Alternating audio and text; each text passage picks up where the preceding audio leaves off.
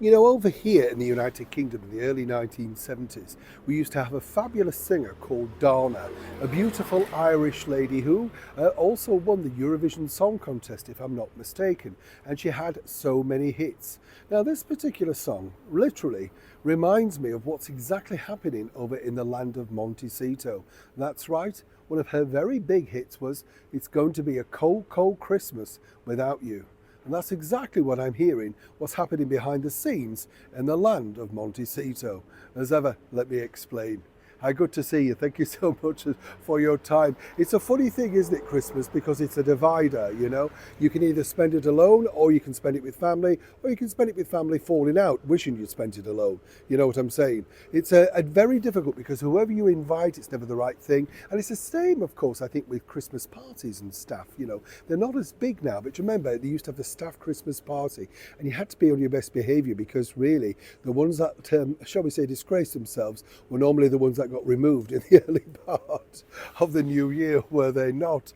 Now, over in Montecito, things are becoming a little bit tricky because whichever way you dress it up, Harry and Meghan have not received a royal invite for a royal Christmas. Now, the reasoning behind this, I can tell you from an excellent source, a very good source, let me tell you, is simply because His Majesty the King does not need the anxiety, the stress, and the whole caboodle that would come with inviting Meghan and Harry. Nobody could relax, we know that, because that could be sold on, and whatever they wanted to talk about would no doubt not necessarily fit their remit. It's all about what they want. So what Christmas are Harry and Meghan looking forward to?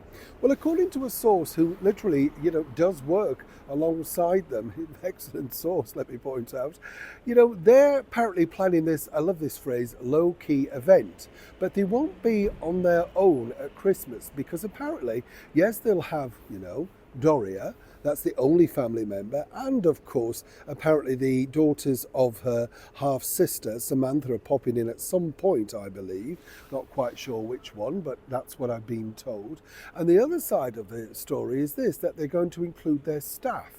Now that's going to be fascinating, isn't it? Now the staff either, and this is where I think this is an interesting thing, because if you get invited on the big day to your boss's home to enjoy Christmas, even if it's just popping in for an hour, will you want to, or do you run the risk of,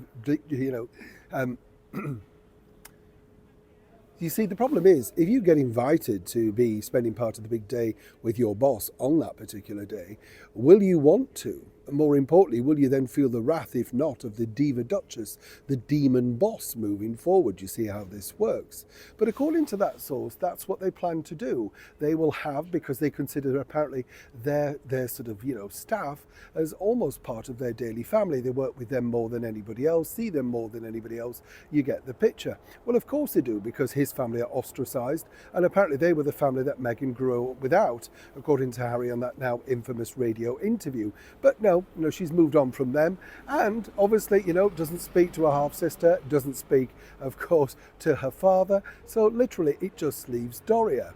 As one source pointed out to me, you never see them at all in the vicinity. You never see their children. Nobody knows anything about the children going to school, like she said in that recent Marie Claire piece.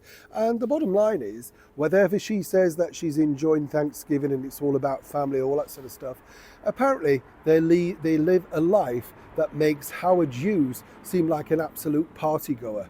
If you don't know who Howard Hughes is, look him up, you'll get the picture.